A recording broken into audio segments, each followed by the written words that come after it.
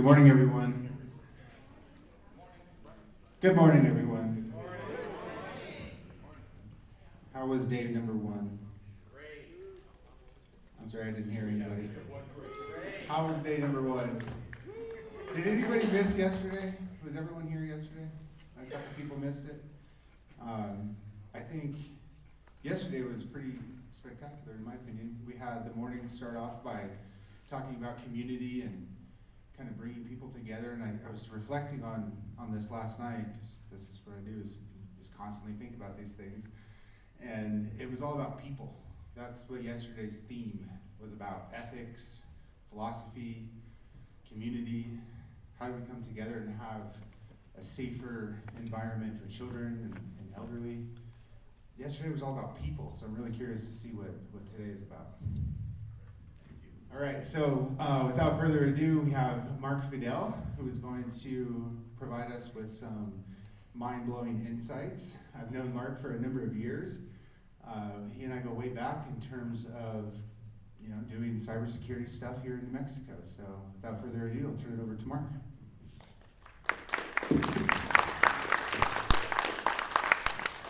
Thank you, Chris, very much. Thank you, B-Sides, and all the people who are involved in putting this together.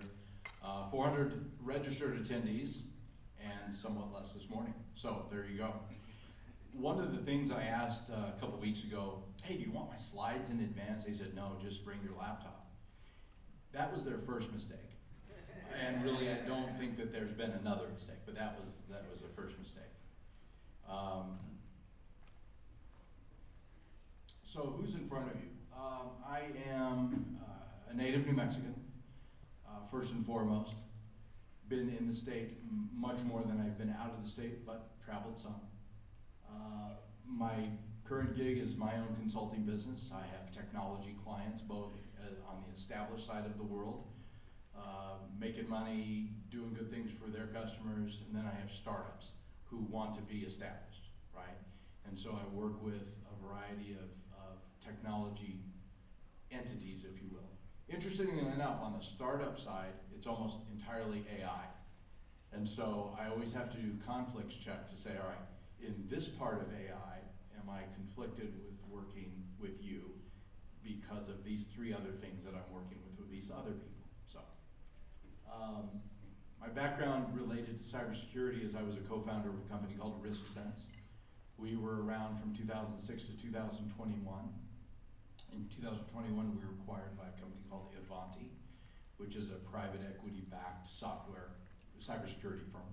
And they grow through acquisition. In the year we were acquired, we were one of 3 acquisitions. If any of you have been through a merger or acquisition, 1 is fun, 3 makes it fascinating. And their goal was to, we were a particular puzzle piece in their larger picture, right? And to my knowledge, they're still using our software product with clients, so that's something, right? I worked with them for about 2 years after the acquisition, and it wasn't because I was nice, it was because there was an employee retention bonus at the end of the 2 years, right? So, let's get real here. Right, Ryan? Is that one of the, okay, thank you, Ryan, I see that, all right. I serve on the boards of 4 organizations, nonprofits here in the Albuquerque area. They're listed on the screen, and I've chosen these because they have things that are interesting to me, and they do things that are interesting to me or near and dear to my heart. The first one is the Civil Legal Services Commission, and we provide funding to nonprofit providers of legal services on the civil side. So this isn't public defender work. This is landlord-tenant issues, right? And to qualify for their services, you have to be below a certain percentage of the federal poverty limit. There's a lot of work that these folks are doing, and we help manage the flow of money, about $8.5 to $10 million a year, to these nonprofit providers. For some of the providers, such as New Mexico Legal Aid, we are a percentage of their overall budget. For others, we are their entire budget, right? We comprise that. CNM Ingenuity, if you're familiar with CNM Ingenuity is the Research Park Corporation of CNM, much like Arrowhead Research Park for NMSU, much like Rainforest now, not Science and Technology Center, but Rainforest for UNM. It's a statutorily created entity that allows CNM to own it, but then it allows Ingenuity to have an ownership interest in a variety of entities. Presbyterian Healthcare Foundation exists solely to support Presbyterian healthcare system. Reason that's important to me is Presbyterian healthcare services and system touches about 50 to 52% of the population of New Mexico in any given year. So big impact to New Mexicans. Bosque School, our child went there, right? So I served on the board. I'm rolling off the board in October. My education, New Mexico State University, go Aggies. Anybody?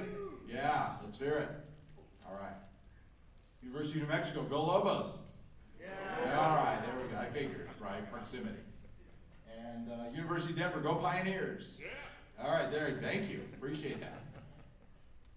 So undergrad in finance, and finance people were accounting majors who couldn't count.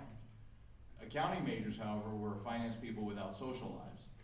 And it was a 2-drink minimum to get into the marketing department. So, went to the executive MBA program at UNM because I get to say executive MBA program. It took half as long but cost twice as much, so that there was that trade-off.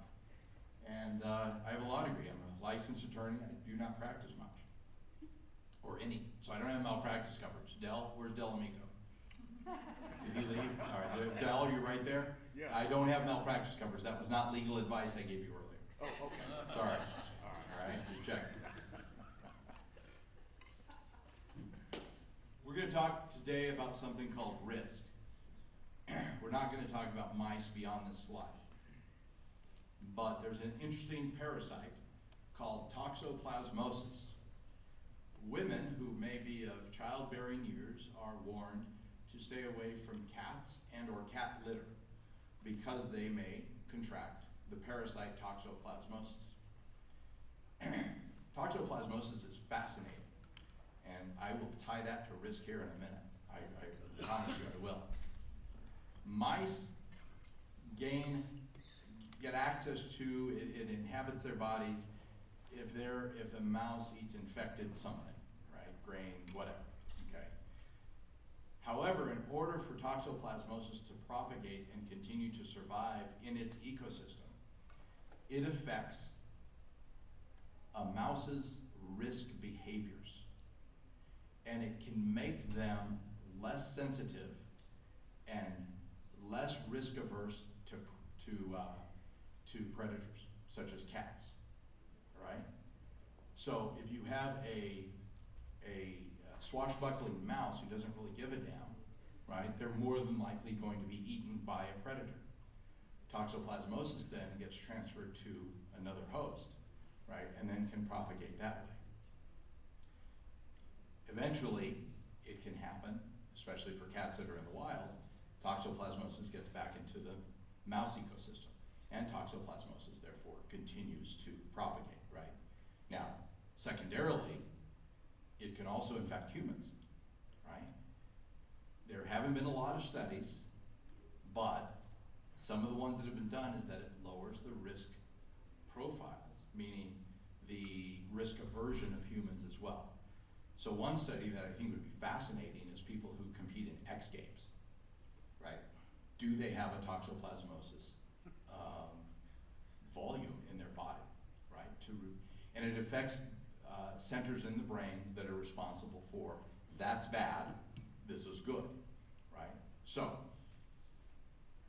I bring this up because when we're talking about risk, you can't ever get rid of risk. We're going to talk today about risk and cybersecurity. Beyond this one last time, I won't say toxoplasmosis again. Understanding risk and cyber threats is crucial for us understanding our computer infrastructure and real-world safety, right? Is there anybody not aware that computing weaknesses can affect real-world events? Right, we're all okay, especially with this audience, right? Absolutely. Water systems can come down, right? Industrial control systems. Anybody, this has been a while now, the Target breach. who had to have a debit or credit card replaced because your credit card number and all of the credit card information on that swipe was stolen, right? Okay, so real world implications, very much so. Mondelez, the international confectionery maker, right?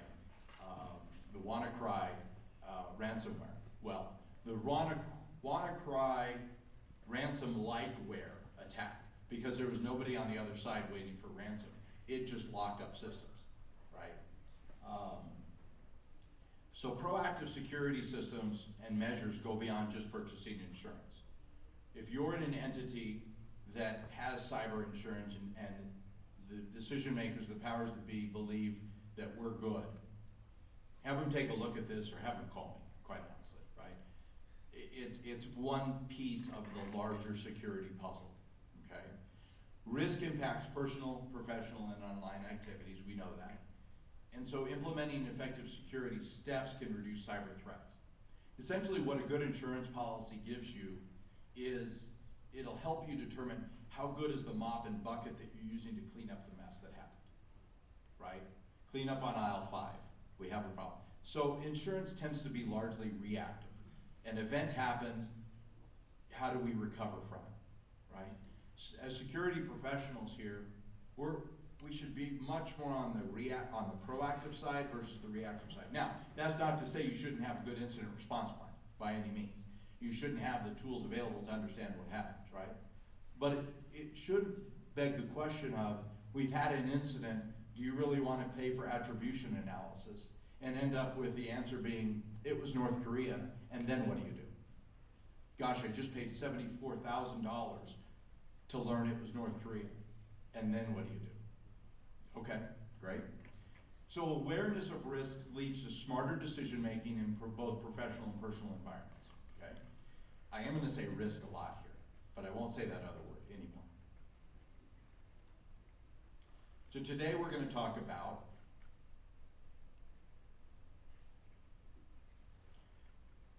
I'm gonna go right back to my presentation, but without my notes to get in my way. We're gonna understand risk. We're going to illustrate why risk is inherent in all aspects of life. Just you coming here this morning, right, brings that to be, and I don't have video. Why not? Chris, what did I do wrong? Sorry. Hang on a second. I'm going to go with, I was on window app. Let me try that. Near this window. Perfect, thank you. So there's a risk that equipment or software will fail, right? Case in point, right here. We're going to talk about why risk is inherent in all aspects of what we're doing. Okay? You don't get rid of it, it's how you deal with it. And in some instances, how you don't deal with it, right? And sometimes those decisions you make, and other times those decisions are made for you, and other times there's just no decision made, and what happens, happens.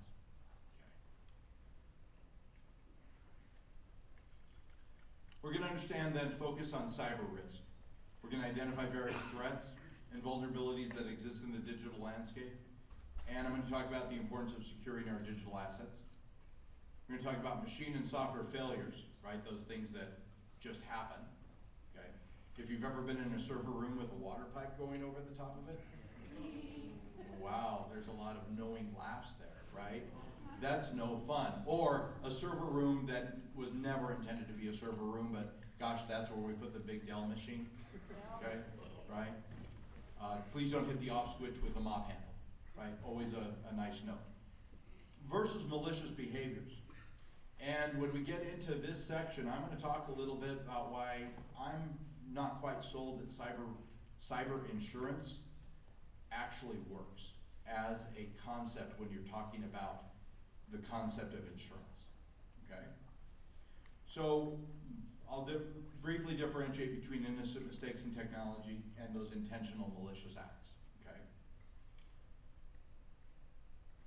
We're going to talk about cyber insurance coverage and limitations. This is the part in the presentation, if not before, where you should fall asleep if you're so prone to fall asleep, right? If you're with somebody, make sure it's okay that you fall asleep gently on them, right? If you're not with somebody, please make sure you're not going to do a header into a solid surface. the whole liability thing, we bring a whole nother level of insurance, but insurance can be absolutely mind-numbingly boring, and I'm really gonna try to prevent that from happening. And then we're gonna talk about why it's not enough, okay? From both a practitioner's perspective and a decision maker's perspective. Sometimes the practitioner is also the decision maker, but if you're in the technology realm, it's often the technology folks are the influencers, but not always the ultimate decision maker. It depends on the environment, right? I get that. And then we'll have some time for questions and hopefully answers, okay? Del, you're the one with the answers, and others will have the questions.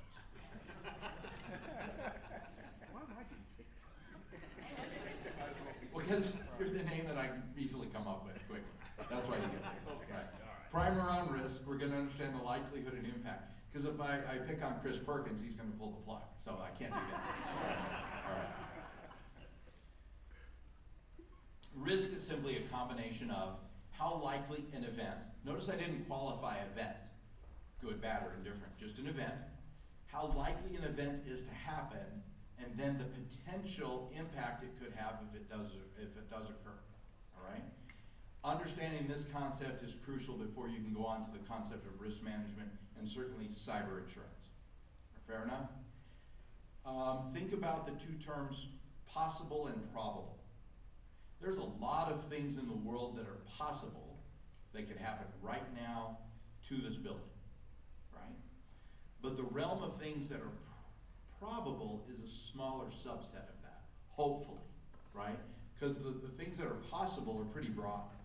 I'm going with asteroids, I'm going with earthquakes, I'm going with that, with a monsoon flood, maybe this afternoon, right? Those are possible, but they're not probable today. Fair enough? So understanding that difference can also help you understand what it takes to manage those probable risks versus the entire universe of possible risks. So everyday risks, right? We make decisions every day that involves an element of risk. Coming here today, anybody here in a completely electric vehicle? Raise your hand, if you will. Right, so we have a couple, right? What's the risk, Josh, what's the risk of the electric vehicle? What's the inherent risk that I should be thinking about if I'm driving an electric vehicle? The popular one is running out of charging. Running out of charging, right? But the same really is similar with gas, right? With internal combustion engines, right? I'm gonna run out of fuel. Either way, you're gonna run out of the thing that propels you, right? Lithium fires are not common, but they happen with cars, right? Especially after impacts, if the battery casing is damaged. For those of us who have internal combustion engines, and quite frankly, support children, Josh, because, now follow me here, I buy gasoline here in New Mexico. Gasoline is produced by oil and gas providers, some of whom do a lot of business here in New Mexico. And they pay excise taxes to the state of New Mexico that ultimately go into the education system. So I have a low mile per gallon vehicle because I like to support education. How's that for, you like that? All right, there we go. But I'm driving a damn time bomb, right? I'm driving something full of gasoline, okay? There's a risk there. I've accepted the risk that the likelihood is small, unless I'm in an accident, that it's just going to spontaneously combust. Fair enough? Some of the other instances is, do you really want to eat gas station sushi? It's available, but do you want to go there, right? We were on a slight road trip to Oakland, California recently. 2-day road trip, first stop Las Vegas, Nevada, second stop Oakland, California. And damned if there wasn't in Bakersfield, California, a gas station that had gas station sushi. Did not try it. We wanted to get on to Oakland, California, right? Trusting your teenager to close the garage door after they've left the house in the car that they're driving, which is an inherent different level of risk, which shows up in your auto insurance premiums, mind you. And you can't just say, no, the teenager is isolated to this car, because that doesn't make sense, right? So all the cars get rated with all of the drivers.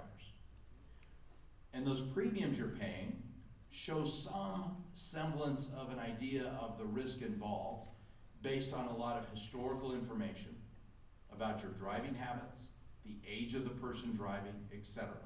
And so therefore you pay a premium. Now remember that the premium is designed to cover the relative risk that that insurance is covering. And remember that when we're talking about cyber insurance here in a few minutes. So cyber threats, what are the active? We have both active and passive, right? The active is those intentional malicious actors, be they state actors sponsored by Iran, North Korea, whomever, right? Be they just random, I purchased 20 million email addresses, I'm gonna attach a variety of ransomware to it and randomly and send those emails out and see what I get back, right? See who opens them, right? But it's malicious at some level, it's intentional, okay? Versus the passive weaknesses, vulnerabilities in systems that remain unpatched, right?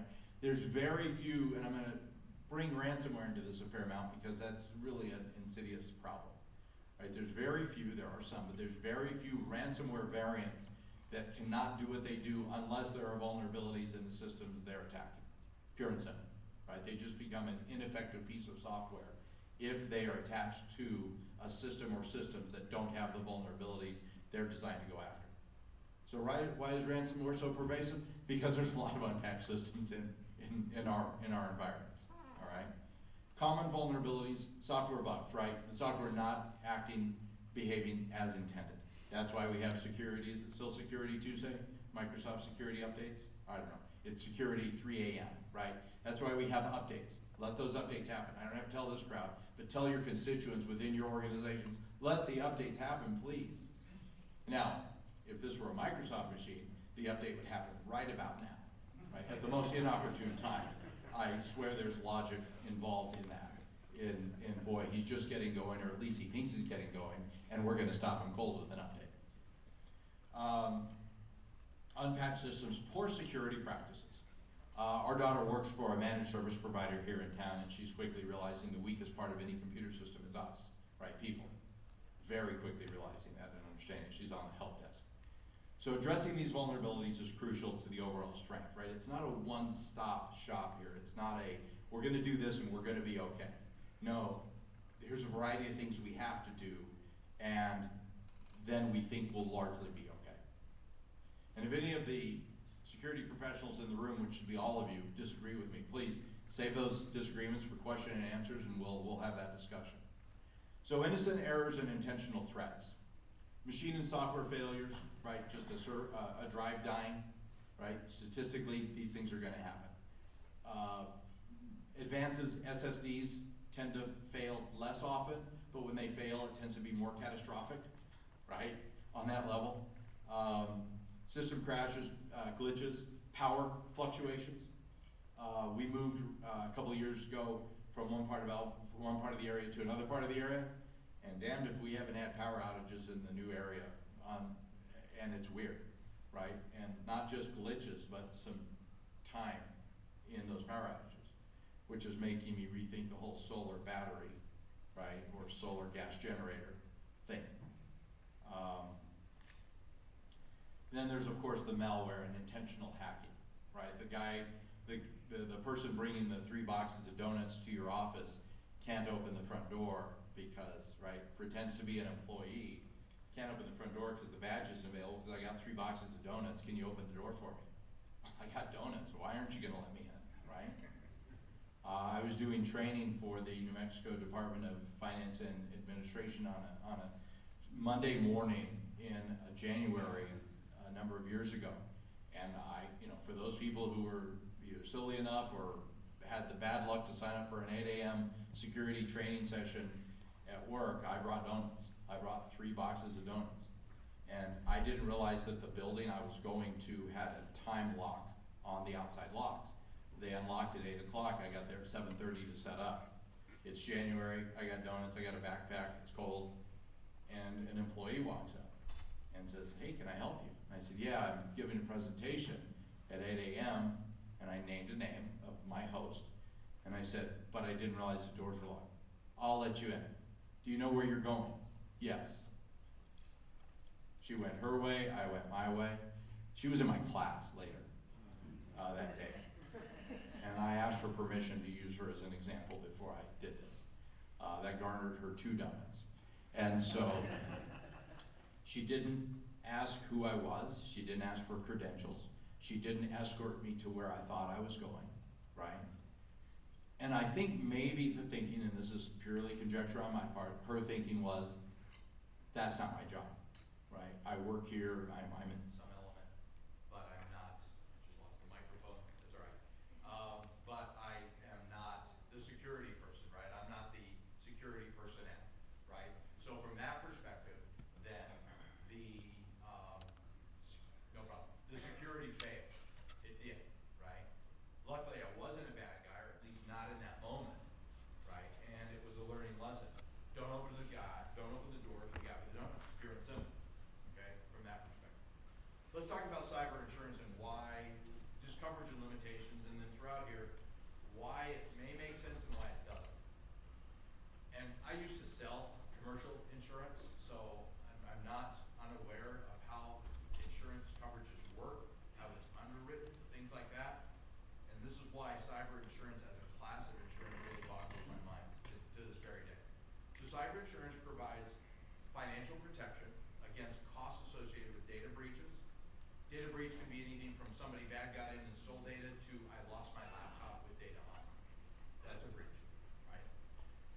Including expenses related to notifying the affected individuals. Breach notification laws. New Mexico has a breach notification law. Guess which entities are excluded from breach notification laws in New Mexico? State government. Anyway, rules for thee, but not for me, right? Okay? And so if the Department of Health has a breach that doesn't affect something that is related to a federal statute, there's no requirement that the Department of Health notify those individuals whose data was breached. Now, is it a good idea to do so anyway? Of course it is. Any state government employees here, by chance? Okay. Did you happen to work for the state in 2012, 13, roughly? Okay. There was a breach from PARA, Public Employee Retirement Association. The breach was a lost laptop. A contract vendor who was doing audits on the financials. The employee drove to Santa Fe to pick up the data. The data was transferred on a thumb drive in the offices of PARA to a laptop. The thumb drive was given back. The employee left, and the next stop was in Clovis, New Mexico. That night, 2 laptops and 2 laptop bags were stolen from the vehicle of this employee of this vendor, right? Recovered in 2 days at a pawn shop were 1 laptop and 2 laptop bags. The 1 laptop that was not recovered had your data on it, okay? It was also determined that that laptop was not password protected, so you could open the lid and no username required, right? Nor was the file encrypted, both violating the company's own procedures. That person was relieved of their employment as a result of that, right? PARA did not have to notify the 36,000 current employees and retirees of this problem, but they chose to. And the reason I know that is that I largely wrote the letter for them, and I worked with their lawyers because they had retirees all over the U.S. So we had to make the letter, for ease of sake, we had to make the letter comply with the most restrictive of the data breach notification laws at the time, right? And so that letter got sent out. My dad, who was a member of PARA at the time, got one of a letter I helped write. And so this cost $863,000, of which we got paid $11,300 for time that we spent. Thank you, Chris. Appreciate it. And so we know all this in the background. And what happened is that the company, the accounting firm in question, their errors and omissions insurance covered the entire $863,000. No taxpayer money was lost, if you will, from this breach. Okay, still not a great outcome, but there's never been any evidence that the data is in the wild. But you don't know that because it came out of the care, custody, and control of a trusted individual, right? So insurance covers the costs associated with managing a breach, a data breach, providing credit monitoring services, hosting an 800 number so that people can call in if they have questions, right? And any legal liabilities that may result from the breach. Because often a breach involves somebody else's data that you or your company may be managing. And there's very much, when we got calls to help out, we did some incident response work. When we got calls to help out, depending on who I was talking to, the questions I would ask were, have you contacted your counsel, either in-house or outside counsel, and have you called your insurance company? The reason for those two things happening is talk to your attorney because there may be subsequent litigation as a result of this problem, right? And you want any of the recovery work to be covered under attorney-client privilege, quite honestly. Talk to your insurance company because if you have coverage that helps with the recovery here, there's probably a notification clause that says, upon understanding that there's a covered event, you have X number of hours, days, usually it's days, to contact us and let us know. Otherwise, you don't get coverage, right? So I paid all these premiums, I don't call in time and I don't get coverage because that's in the contract, all right? So now we have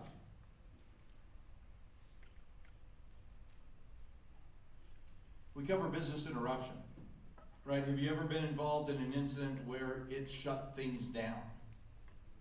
Right. Jim, any broad details you could share with me? And if not, no problem. Oh, yes, I work, Go ahead. I work with APS. Okay, Albuquerque Public Schools. And then I started a week after the infamous ransomware incident. Okay. I did help on the tech side, and of course, you know, since it was just starting, it was business as usual, me on standby. So systems were down or unavailable because of the ransomware, Yeah. right? People couldn't do their work, things couldn't get done, right? So it happens. Business interruption helps mitigate, not get rid of, not fully compensate, but mitigate losses due to downtime, allowing businesses in some instances to recover quickly and resume operations. But you can't really recover time, right? Not yet. Covers legal liability. Can provide you defense attorneys in the event your entity is sued because of that breach, right? It protects businesses from lawsuits related to privacy breaches, ensuring that legal costs are covered in case of claims from affected parties. Does not cover preventive services, because by definition, you can't invoke the insurance until something has happened. So how do you invoke preventive service? Now, some insurance policies provide access to education, to resources, to help shore up the environment, to help make the environment better. But largely, you can't make an insurance claim before something's happened. Make sense? Okay. So cyber insurance provides essential financial coverage after the fact. Doesn't often include those preventive measures. Doesn't often include full recovery from an incident, right? And certainly the psychological impact of feeling unsafe due to potential threats. So I'm going to ask this question that I've asked a lot to audiences, but I'm asking it in a way where there might be one or two hands raised. Who here does not have or has ever had credit monitoring because of a breach? Yeah, right? No, nobody is in that class. I have so many credit monitoring services, right, that are paid for. It's ridiculous. So why cyber insurance alone is not enough? Let's talk about how insurance briefly covers risk. Who here has life insurance policies? Right? Okay? Life insurance it's a matter of money and time. That's all it is. The bet that I know I shouldn't use bet, because it's not a gamble. The prospect that the insurance company is making is that with those premium dollars you're paying for the insurance, that you won't die until a certain time, therefore they can invest that money and make interest on that money, maybe sharing some of it with you, maybe not, right, depending on what the contract reads. And then when you die, they pay out a lump sum, but they've made money on those premiums, right? So when you buy cyber insurance, what you're doing is you're buying insurance against the fact that that something may happen, right? However, versus life insurance, for those of you who have life insurance, did you have to go through a medical exam? Certainly you filled out a questionnaire, right? Well, the questionnaire is compared to the medical exam. And if on the questionnaire you stated under the question, how many alcoholic drinks do you have per week? And you said 2, right, standard answer, right? The medical exam comes back with advanced cirrhosis of the liver. Those 2 things tend to be incompatible, those 2 answers, right? So now the agent will come back to you and say, hey, you want to revise your answer to this question? Or maybe we do some more blood work. Or let's get you to a hospice system, right? Something along those lines. There's often not a similar quote-unquote medical exam for your computer environment, right? Because it's not cost effective. Is it cost effective to do a full pen test to lower your insurance premiums by $5,000? No, because the pen test might cost $40,000, right? So there's a cost benefit analysis there. But cyber insurance alone is not enough because it's not a catch-all panacea, right? It's one of a number of things. So you have to have a comprehensive security approach. It's a combination of knowledgeable personnel, folks in this room, well-defined processes and robust technology solutions working together to mitigate risk. Cyber insurance is that safety net. It's that net on the aircraft carrier in case the jet misses the hook. That's where cyber insurance comes to play. Insurance is reactive. You have to have an event first for insurance to actually work. And there's benefits to cyber maturity. Organizations that invest in cyber maturity can reduce the risk of breaches significantly and often benefit from lower insurance premiums as a result. Right? All of these good behaviors can result in you paying less for it, but still having the coverage when you need it. There's probably, I don't know how many, but there are lots of underfunded cyber insurance policies out there today, meaning they are not charging enough premium for the real risk for the real risk present in what they're covering, pure and simple. And the amount of coverages can be limited as well for the premiums you're paying. So, we're gonna wrap up here. Chris is thinking, oh, thank God. All right, key takeaways. So it's an inherent part of life, right? Say a silent prayer when you start your car, right? Just do that, right? Especially in the digital realm. Insurance serves as a supplementary measure versus as a primary defense mechanism, right? Showing the bad guys your insurance policy isn't gonna stop the bad guys from being bad guys. That's not gonna work. Preventing them access to your environment or making their access to your environment much more difficult will certainly make them think about easier targets. Building resilience through comprehensive cybersecurity strategies is crucial for minimizing risk and enhancing your overall security posture. So, I need challenging questions. I don't want mundane questions. I need challenging questions related to risk and cybersecurity. Are there any? For those of you still awake, are there any? Yes, sir, in the back. We have a microphone coming to you. Hello, my name's Daniel, and since you're a lawyer in the field, I was wondering what your opinion is. Is there enough or not enough regulation and laws in the field to significantly protect all industries and fields of area where cyber and IT affect everyone? Thank you. Great question, Daniel, and I'm going to summarize this and make sure I got it right. Essentially, are there enough regulations? Anybody? It depends. The answer is it depends, Daniel, right? Here's the problem with regulations. Just like the problem, and I'm not going to get into a pro or anti debate here, but just like the problems with gun laws. If I'm a law-abiding citizen, I'm going to pay attention to the gun laws. If I'm not a law-abiding citizen, I'm not going to pay attention to them, right? Now, I might be influenced by the fact that there are penalties for what I'm about to do, and that might dissuade me, but others it may not dissuade. So regulations, how many of us here live under the umbrella of a regulation somewhere? We all do, right? In our computing environment, especially if you're working with federal data. Federally sourced, federally managed, federally impacted data, right? And so those regulations, quite honestly, make it good for people like me in the consulting business, right? Because then I have an opportunity to come in and help with gap assessments, right? We come in and help with penetration testing if I was still in that business. All of those things. But those regulations are designed to make better environments versus more onerous environments.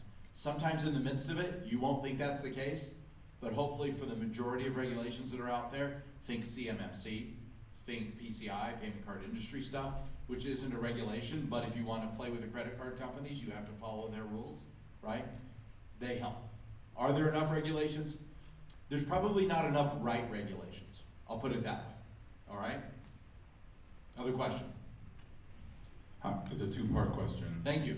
It might be a little bit complicated, but it was driven by your AI experience. All right. So, how can organizations and leaders in organizations start to leverage and implement agentic AI in ways that it's practically useful in cybersecurity? Sure. And then the second part is, how do we also start to solve for the skills gap that will be created by agentic AI because we no longer have entry-level positions? Sure, appreciate that. If you're intending on using AI, and the big caveat here, not an AI expert yet, but I'm studying fast, right, catching up. And yes, I'm using AI to help me do that, try to make it better. But the essence is that to the extent that you can use AI internally, you want to use not ChatGPT and load your questions into that. You want to have your front-end chatbot looking at your own data that is, it becomes your LLM on one ID, right? Guard that data, just like you would guard any data. All it is information, right? AI, though, is used to help make our jobs easier, not more complex. Are there threat actors using AI to make their malware better? Absolutely. Are there cybersecurity vendors using AI to make their defensive postures, their defensive software much better? Absolutely, right? The genie is out of that particular bottle right now, from that perspective. And I think since we're talking generally about cyber insurance, the insurance industry is very, very far behind in what this means, right? A lot of it's gonna come from malpractice. Let's say you engage with a law firm for some issue, right? And they use AI, which is very likely to happen, to help with the development of your case theory against me, the bad guy, however it happened. I ran into your car, et cetera, right? Well, if they're not checking sources of information, the case law that AI may cite may look really good and not exist at all. Because the AI doesn't know better, right? We still have to have some guardrails. And so it can't continue to be the Wild West, but my thinking is it still is. It's a roundabout answer. Let's talk in a year when I'm better at this on the AI subject. Is that fair? Okay, Just have thank you. time for one more, Mark. One more question. I'm sorry, in the back there is the question. I'll be happy to visit with Is you this on? afterwards. Dell? Yes, my question is, did you go to Durant's for breakfast and how come you didn't invite me? So actually, I'll take your question, sir. Since the other question didn't require a response from the defendant. All right. All right, thank you very much. So, I'm more interested in policy analysis as my studies. So my question is, I've been extensively analyzing the HB60 that the state is trying to get passed, and in today's state there's passed legislative session, but it was did not go through. So it's related to it is a comprehensive bill on AI. Right. So what are your thoughts?